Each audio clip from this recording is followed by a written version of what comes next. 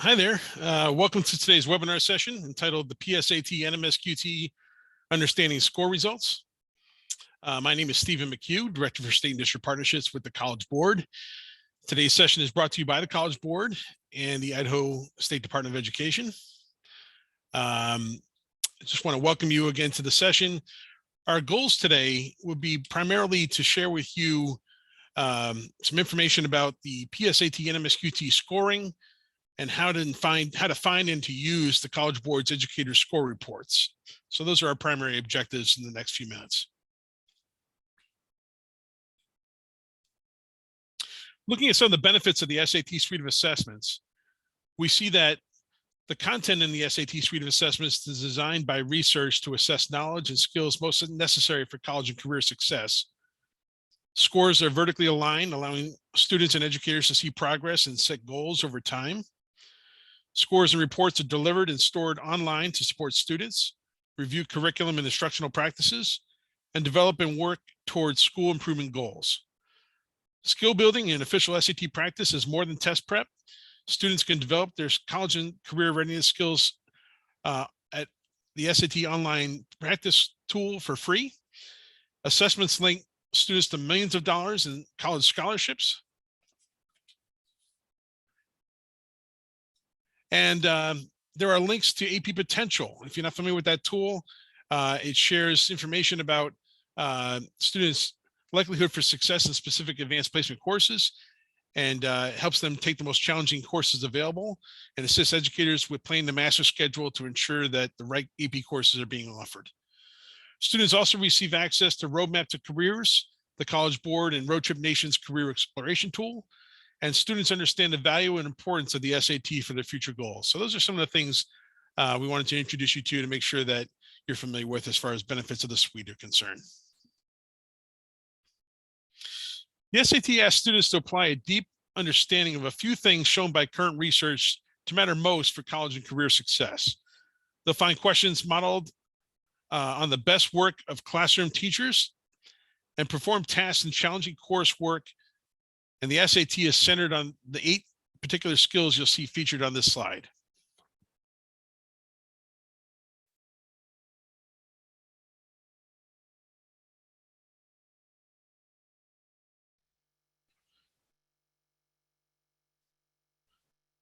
Sorry, just admitting a few more people from the waiting room. So sorry about that.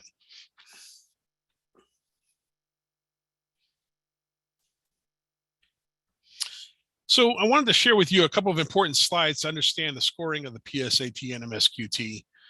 This first slide here, to build the connection between the SAT suite of assessments, classroom instruction, college and career readiness, and students and educators receiving more scores than ever before, we wanted to share with you this slide, which shows the scores in more detail and provides information about the students' strengths and areas in which they need to strengthen their skills.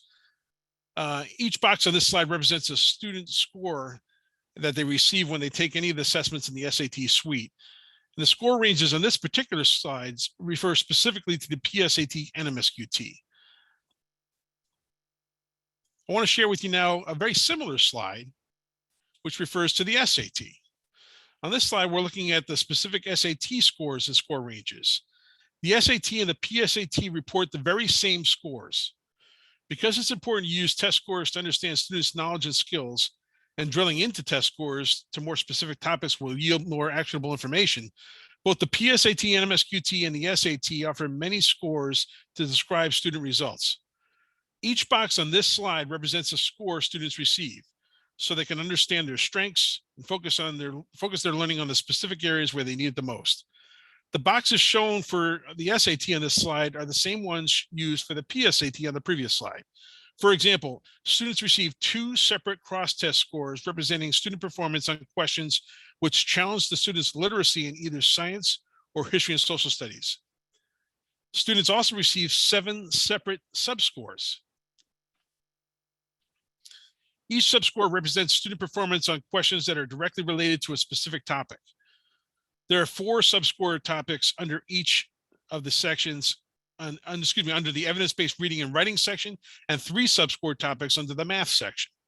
Again, the SAT and the PSAT report the same scores. So again, this is an interesting slide because, like the one before it, it gives you a sense of how the scores are broken down when we provide the reports to both educators and to students.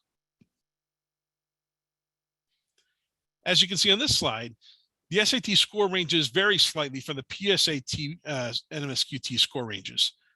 For example, in the upper portion of the slide, we see that the SAT section score ranges are 200 to 800 points, while the PSAT NMSQT has section score ranges of 160 to 760 points.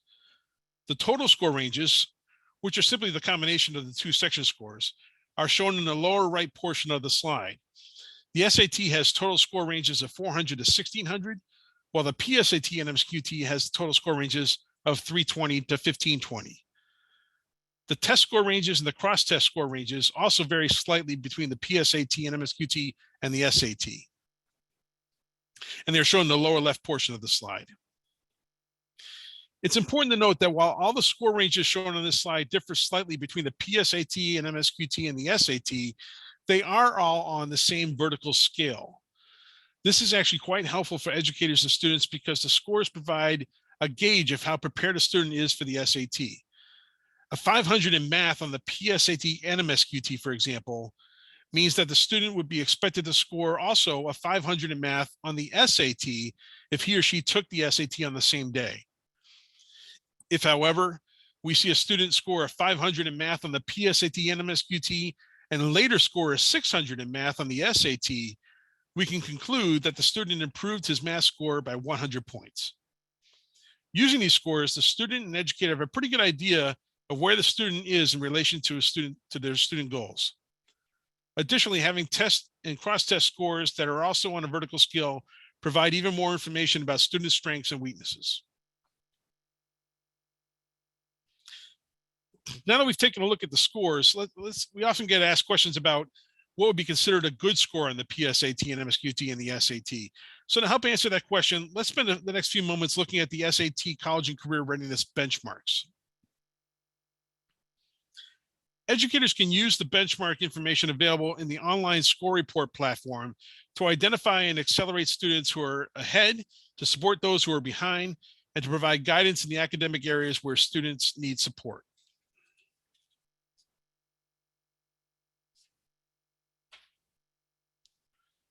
The SAT College and Career Readiness benchmarks are based on actual student success in entry-level college courses. Specifically, the benchmark scores represent a 75% likelihood of a student achieving at least a grade of C in a first semester credit-bearing college course in a related subject. As you can see, the benchmarks are set at the section level, that meaning evidence-based reading and writing and math. That's the ERW and math to the lower right.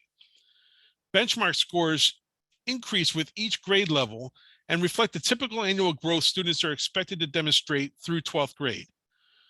This progression culminates with the SAT benchmark, which has been calculated to reflect the high probability of successfully earning a passing grade in courses specifically linked to the two SAT sections.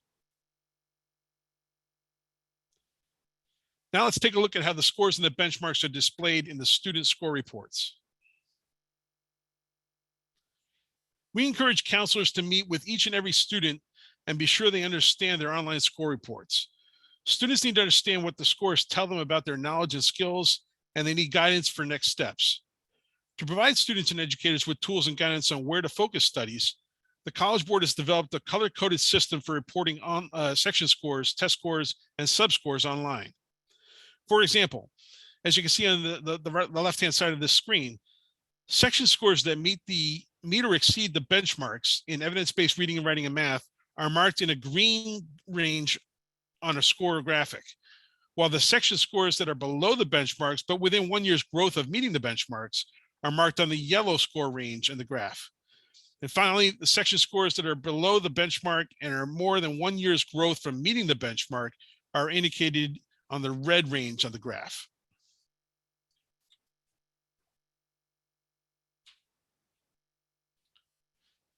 The College Board provides thoughtful feedback on each assessment in the SAT suite, indicating specific areas of strengths and weaknesses.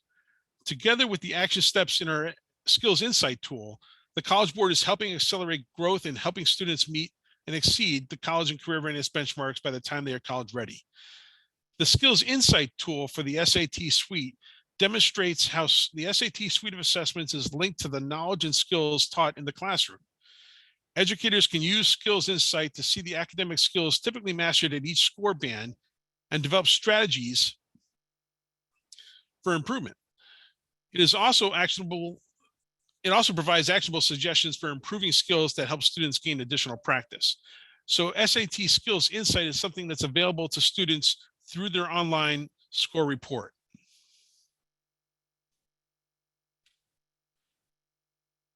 Now that we've seen some of the resources for students, let's take a look at some of the score reports for educators. All SAT suite of assessment scores and reports are housed in the K-12 score reporting portal. All teachers and counselors can get access to the portal to review student scores, reviewing both individual student data and aggregate data.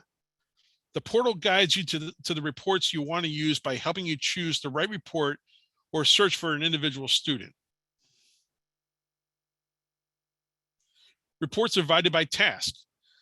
These reports are available to use when counseling students, when you're interested in informing instruction, and for tracking progress for school improvement plans. So what we like to do now, having given you a little bit of an introduction about the scores and how to interpret them, we want to take a look at the actual K-12 score reporting portal and provide you a brief tour of the features there. So bear with me 1 second while I transition screens.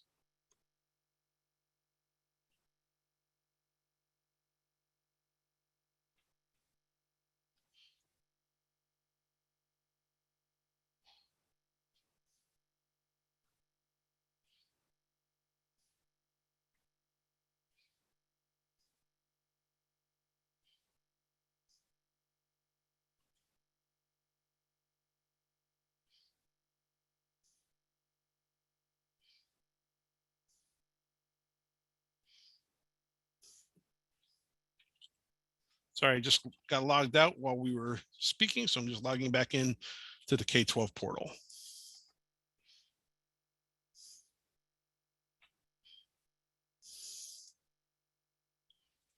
Okay, so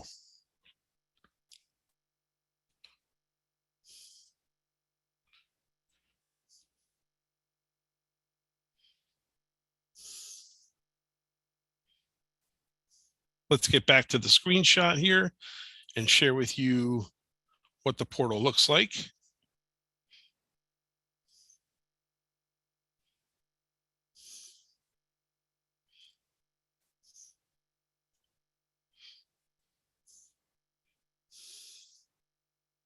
Can people see that screen okay? Just want to make sure I'm sharing it properly. Please let me know if you don't see that screen, okay? It's the K-12 portal screen where it says run reports. Okay, I see a thumbs up. Thank you very much for that.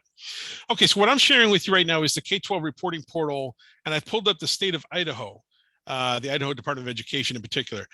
You can do this obviously for your own school or for your district. And when you pull up the information in the K-12 portal for your district, you'll be able to drill down to your district's individual schools as well. When you open up the K-12 portal for a specific school that you may be affiliated with, you can then also, depending on the access you've been provided, you can actually either see summary level information about the school, or you can actually drill down into student level detail, where you'll be provided with actual student specific information and performance.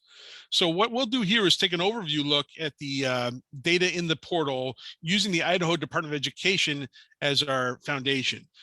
This will not provide us with student specific information, as that's not something I am privy to, but you have access to that as long as you've been provided detailed access by your access manager. So if anyone has any questions about how to get access to this portal, you can contact me, and I'll give you my contact information at the end of the presentation, and I'll walk you through the process. You'll simply need to get permission from your local access manager. At least one person at each school or district has been designated as the access manager to the portal, and they can send an email invitation to their colleagues inviting them to receive access to the portal. And again, that access can be either student level detailed or it can be summary level. If you don't know who your access manager is, I can share that information to you if you want to email me, or if there's no one yet set up as the access manager and you think that's a role you would like to take on, we can provide you with an access code to start that process. You can then give yourself access and also provide access to your colleagues.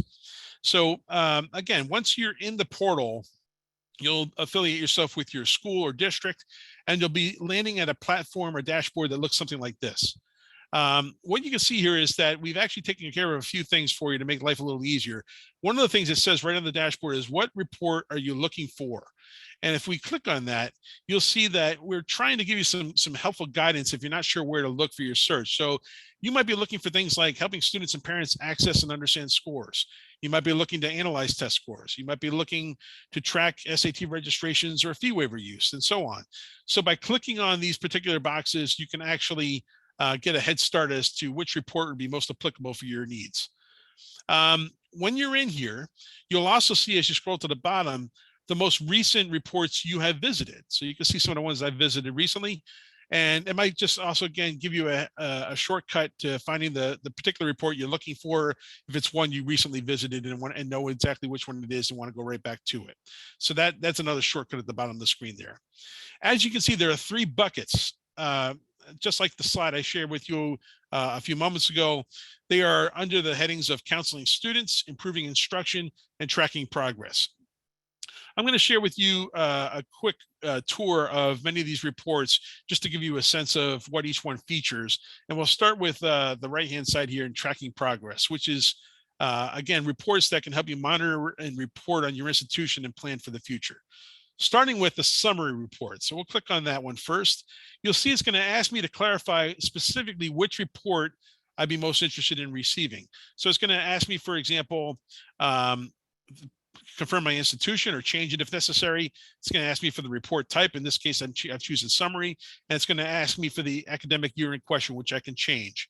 I am most interested in this most recent current and academic year, so I'm going to just simply run the report as is.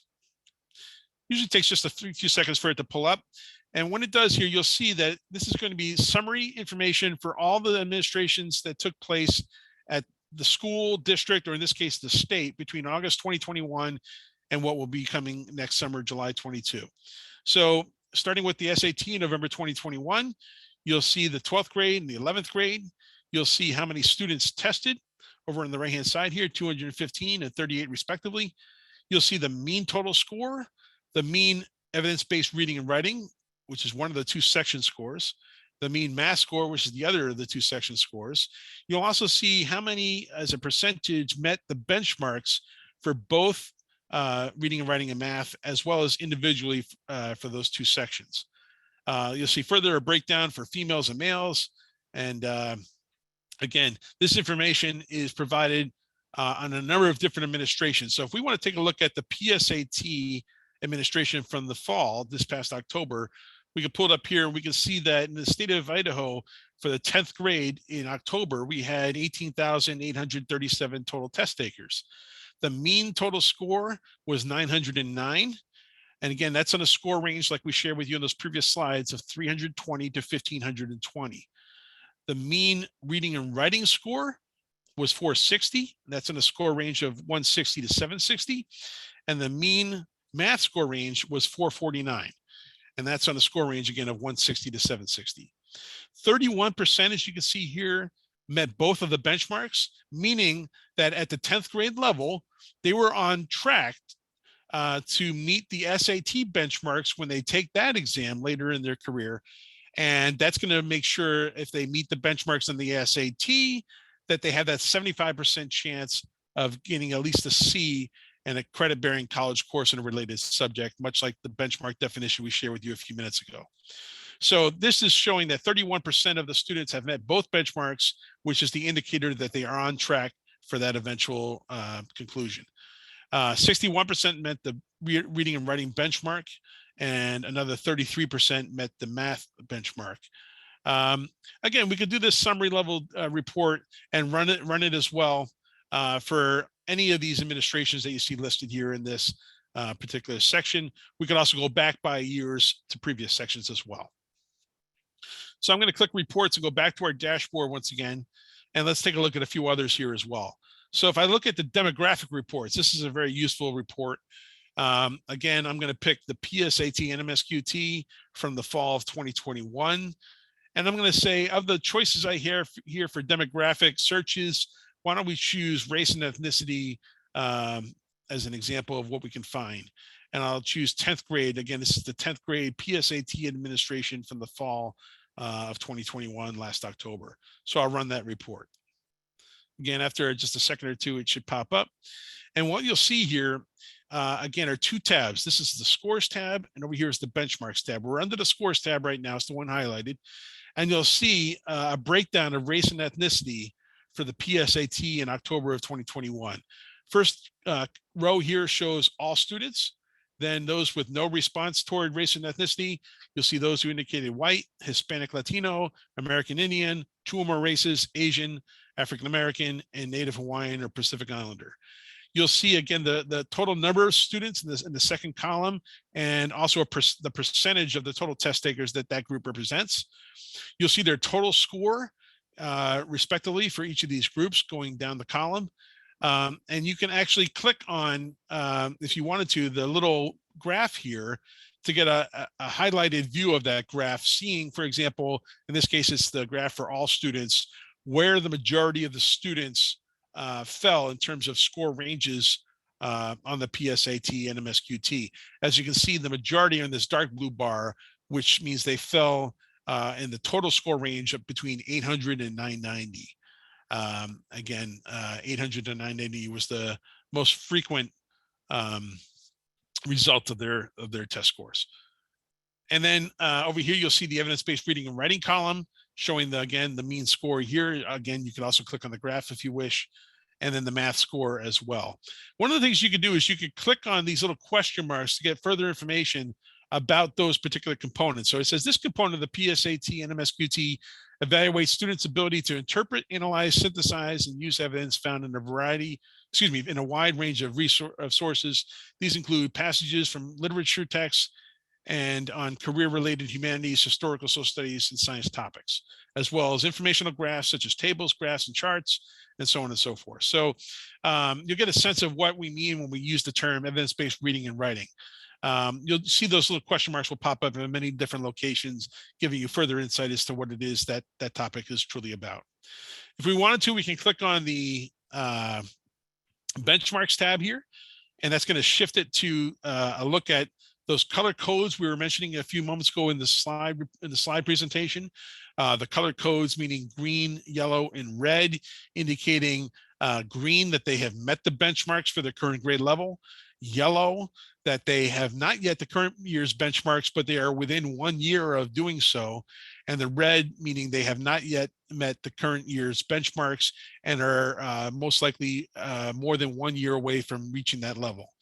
So again, you can see that by the different rows here, all students, the different demographic groups we highlighted, and then how many met the benchmarks in these particular categories. So again, this is, and again, if you want an indication of the benchmarks, the definition here, as I said, it's listed here, the 75% chance of earning a grade of C or better in a first semester credit-bearing course. In this case, the course would be in history, literature, social science, or writing, because it's related to the ERW, or evidence-based reading and writing benchmark. Likewise, if we click on the math benchmark, we'll see, again, it's relating to credit-bearing courses in algebra, statistics, pre-calculus, or calculus. So again, that's just a look at the scores and the benchmarks. One of the things that you'll see as we go through this is you'll have the opportunity oftentimes to sort your searches. So again, if you're not, or if you finish with the race and ethnicity information you needed, you can switch it here to gender. You can switch it to race and ethnicity by gender. Those who took advantage of the student search service option that was given to them at the time of their testing, and so on. So again, all of that is available in the demographics report. I want to take a look now at the scores and benchmarks report. The scores and benchmarks report, we'll go again and pull up the PSAT from the fall of 2021 with the 10th graders, and we'll run that report. And I just want to show this to you. It has some of the same information we just looked at with the demographics report, only this time it's by total group in the state. And what you'll see is, in this case, it's comparing the state with the total group, meaning this is how the state performed in this row here. This is how all of the PSAT and SQT test takers from the October administration performed. You see there's 1.5 million of them who took it on that date. And those were their average scores. So it's a good comparison to see, for example, how the state, or in your case, how the school, the district, might have compared to some of these other groups. When you pull up a school-specific report, you'll have information there comparing the school to the district, to the state, and to the total group. So you'll be able to see how you compared to all of those different entities. Notice here we were in the state of Idaho just 5 points off the national average, or the total group average for reading and writing. And again, just 5 points off the mean math score average as well, compared to the total group as well. Again, we can also click on the benchmarks tab and see the same type of information broken down by benchmarks.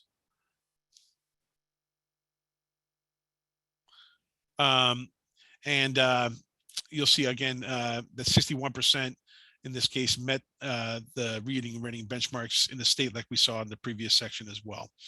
So one of the things I wanted to point out to you is, this says scores by districts and benchmarks by districts here in this particular scores and benchmarks report. If you were pulling it up under the school, obviously we're not say scores by districts and benchmarks by districts. You would have the school information appearing here, and as well as comparing it to the district, the state, and the total group, like I said. But you would have in these tabs an opportunity to drill down into specific student data, if you had that, again, detailed level access to student data like we spoke about. And you could actually see student by student how they performed with regard to their mean score, their reading and writing score, their math score, and their particular performance when it comes to the college and career readiness benchmarks. So again, this is one report where you'd be able to see some very useful student-specific data if you had that level access granted to you. So let's go back to the dashboard again, to the reports homepage, and let's take a look at a couple of others. The growth report we're not going to select because this is one that has to be ordered. There's nothing there readily available. You can actually order a growth report which can show, for example, based on a cohort of students, how those students performed, for example, on say the 2020 PSAT NMSQT in the fall of their sophomore year, in the fall of 2020, that is. And then you can actually see how those same students the following year performed on the SAT as spring semester juniors. So you can actually select a cohort of students and use those growth report requests to track their performance over a number of assessments over a number of years. So that's a great way to get some longitudinal data. If that would help you in your reporting, you can order those growth reports by selecting that tab and following the directions there. So I want to share with you just a couple of other last ones here. As you can see, some of these reports are featured like scores and benchmarks multiple times because they have an application for all of the different buckets we've been speaking about. But I want to share with you two in particular that have to do with improving instruction that I think are very useful. The first one is this, the question analysis report. I'm going to pull that up and again select PSAT and MSQT from the fall of 2021. I'll pick the 10th graders. In this case, there were multiple forms of that test administered in the fall of 2021. I'll just pick form B to start us off with and run that report. All of the questions were essentially the same. That's the order of the questions differed by format. So when we do this, we can actually see two tabs here, the reading and writing tab and the math tab, 91 questions in ERW and 48 questions in math. And what we can do is we can see again, there are tabs to sort in a number of different ways. We can actually sort the questions here that are actually the actual test questions on the PSAT and MSQT from October. And we can sort them by the number, the percentage of students who answered between 0 and 25% of the questions correctly, 26 to 50% of the questions correctly, and so on. We can also, if we chose to, select by the level of difficulty for each question. You'll see actually in each row here, you'll see that we're talking about the test portion. In this case, the first row says it's from reading. It's question number 1. Correct answer is D. We're going to see the percentage of the correct answers by the state and the total group. In this case, the state answered the question correctly 78% of the time. The total group 76% of the time. So the state actually outperformed the total group in this one by a couple of points. You'll also see the A, B, C, D, and omit headings here, which show the percentage of students who answered those particular questions that way. So 5% answered A to this question in the state, 9% answered B, 9% C, 78% again answered D correctly. As you can see, that was pretty much a slam dunk for that question, 70% answering correctly. And it should be no surprise when it comes to the next column, the level of difficulty, that this was considered more of an easy question. All of the questions are ranked on a 1 to 10 scale, 1 to 3 being considered easy questions, 4 to 6 considered medium questions, and 7 to 9 considered 1 to 9 scale, excuse me, 7 to 9 considered the difficult questions. If there are specific related cross-test scores and subscores for that particular question, they will be listed in this particular column here. So for example, question number 3 has the connection to the particular subscore and skill words in context. If I want a reminder of what we mean by words in context, which is again, one of the specific subscores that was featured in the slides we shared with you earlier, I can click on this little question mark once again, and it's going to share with me some information that's very interesting. It's going to share with me, for example, the actual standards in Idaho that actually connect to this words in context standard. So if I click on those standards, you'll actually see words in context is going to be explained here. And then it's going to show you in Idaho all the different standards that are directly related to this particular subscore. So you can go through that and check any of those as you see fit. Again, kind of reestablishing the fact that we're not reinventing the wheel. We are actually reinforcing the same standards students are responsible for anyway. I can also then, if I wanted to, just search any of these other standards from the PSAT and MSQT, like the math standards of Heart of Algebra, or advanced math, or problem solving and data analysis, or under reading and writing, I could select command of evidence, expression of ideas, and so on. And I would see all the standards again that are related to those particular subtopics as well. These are something that are also available for printing if you would like to do so.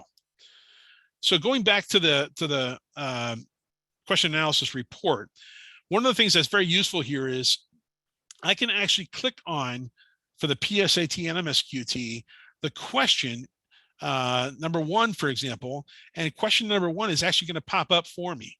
You'll see this is a passage-based question. You'll see the passage.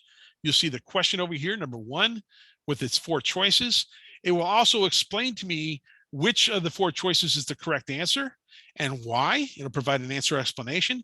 It will also provide explanations as to why the other 3 choices were incorrect responses, as well as the level of difficulty for that particular question. So that's a really helpful, again, piece to have at your fingertips. One of the things you could do if you wanted to use the test questions for practice information with future classes, or for review information from the class that took this exam, you can actually select in these boxes individual questions that you would like to cover, perhaps because they feature related test scores and subscores that are of interest to you, or because you have found that based on the percentage of correct responses, there's something here that you want to explore further. Or you can simply click on the all box, where you can select all of the questions on the exam, and then you can actually print the questions if you wish to by clicking this tab. When you print, you have the option of printing with correct answers and explanations, or without correct answers and explanations. So again, you can use this as a resource to help prepare your students further on.